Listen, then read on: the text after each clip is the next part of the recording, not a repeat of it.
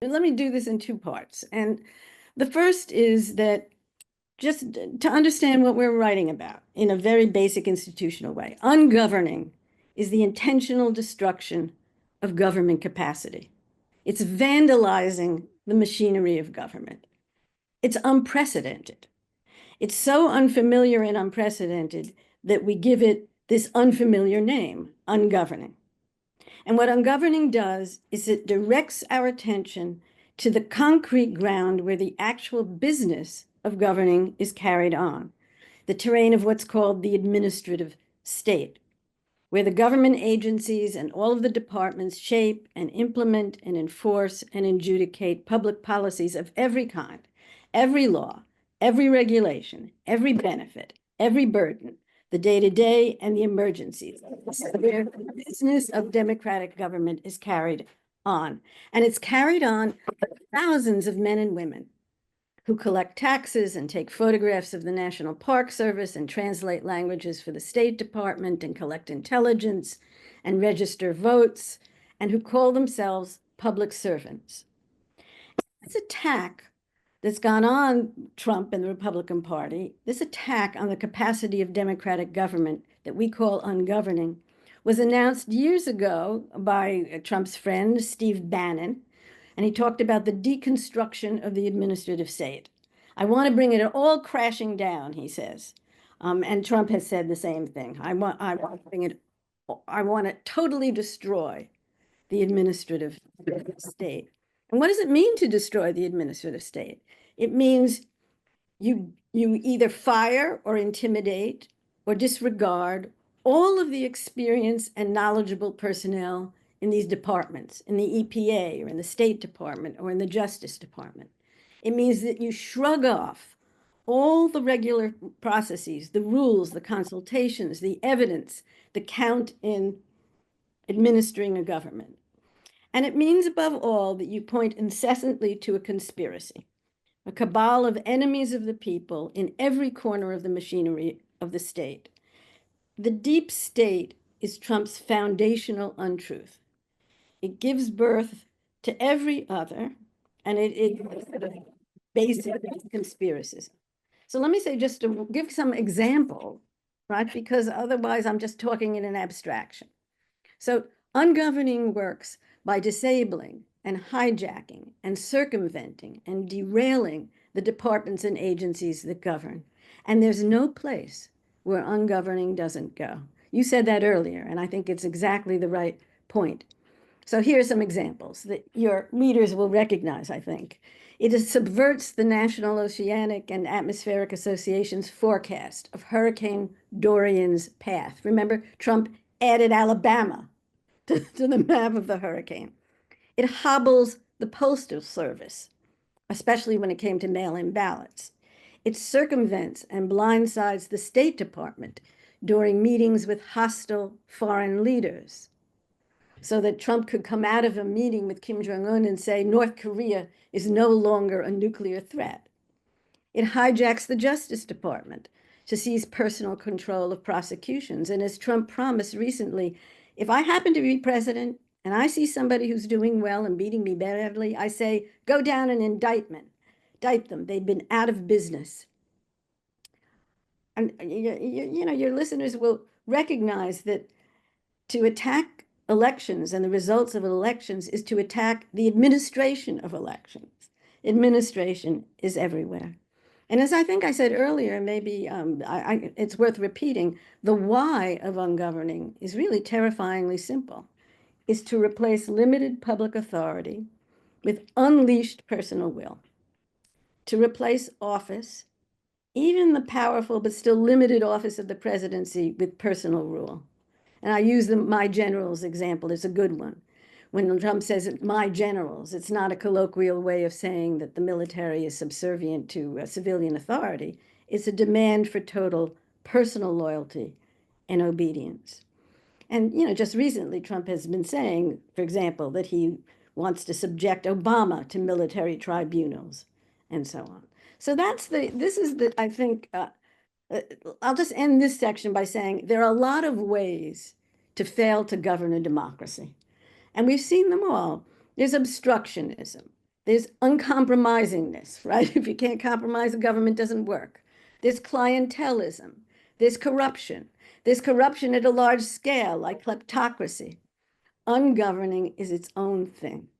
It is a separate way of, and a deliberate and direct way of destroying the capacity of the state to govern. And I'll just say that ungoverning has a history, it has a constituency, and it has a future, we believe, whether Trump wins or lose. Because this assault on governing can be carried on by a rogue political party, the illegitimate descendant of a conservative Republican Party. It can be urged by a reactionary social movement, and it has been facilitated by a majority of life tenured justices of the Supreme Court. They're clearing the way. So that's my sort of official limited institutional definition of ungoverning. It is undoing a capacity to govern that's been built up since the 1930s. And it's been unraveling and undoing and derailing and degrading this with the intent of substituting governing with personal rule. I've talked about the sort of basic dynamic of ungoverning, this degradation of destruction of the administrative state, and the reason behind it, which is any sort of administration with expertise and procedures and so on is a constraint on personal rule. But the second part of our subtitle is the politics of chaos. And I want to say something about that because I think it's so important. And it's why ungoverning, I think, gives coherence to all of the different threats that Trump has proposed and that books have itemized. There's a definition of the modern state given by the famous sociologist Max Weber. And the definition is a state has the monopoly of legitimate violence. It goes back to a political philosopher like Thomas Hobbes, who says that the reason you want a state is to control violence amongst the people or against outsiders, to have one source of legitimate violence. And we've always had that. And if Trump could get the military to obey him so that he could use the military in domestic situations to arrest who he wanted or to deport who he wanted and so on, then you might still say that there was a single source of legitimate violence. The president is abusing it and misusing it, but there is a single state source of legitimate violence. We don't have that today. And what we have under Trump and what we will have is, if he's reelected, is something, again, unprecedented in this country. And that is where Trump has instigated, and in some cases literally created, rogue sources of violence.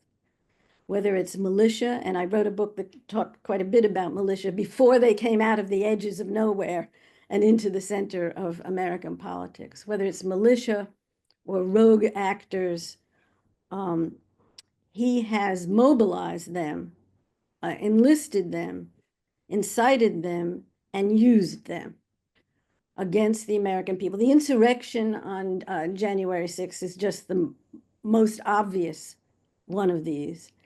And you could say in some ways, it's no more important than the other ways in which Trump has created these extra legal, extra governmental sources of violence. We began to see it during the COVID years, but I think that we can say today that there's no place that intimidation and threats and assaults incited by the president's claim of political enemies don't go. They go against federal and state officials. They go against local school boards. They go against healthcare workers during COVID.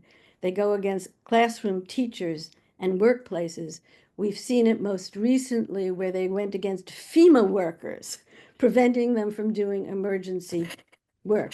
It's a kind of threat, intimidation, and sometimes actual violence. You remember the two Georgia poll workers who were attacked by Trump people and who had to go into hiding, right, because their lives were threatened. And in some cases, of course, their lives were more than threatened. They were taken. So what we have here, and this I think is the sort of ultimate understanding of ungoverning, is where you no longer have a legitimate, organized state that has a monopoly of the legal use of violence. If that state won't obey the president's will, he will go outside it. And what's the consequence of this? I mean, it has consequences. And I think the consequences are, first of all, that in many areas of life, from COVID workers to teachers during COVID to teachers now over banned books and so on and so forth, you have an enormous spread of intimidation and fear amongst ordinary people doing ordinary work, right? But it has, ungoverning in this sense has impact not only on civil service, but I think on the rest of us, personally and individually. And that's, I believe, a crucial point that ungoverning is continuously disruptive and meant to be. It threatens to weaken the state in the administration of policies, so it destabilizes expectations. That's the chaos that we talk about. It creates an atmosphere of unpredictability and of insecurity, and we can even say of dread. For example, losing the health care, right, out of a whim without any replacement. So ungoverning has the institutional consequences that I've talked about, but also it affects us, I think, personally and individually. And I'll just end this by saying what I really think is the right culmination, and why I think ungoverning gives coherence to the whole thing.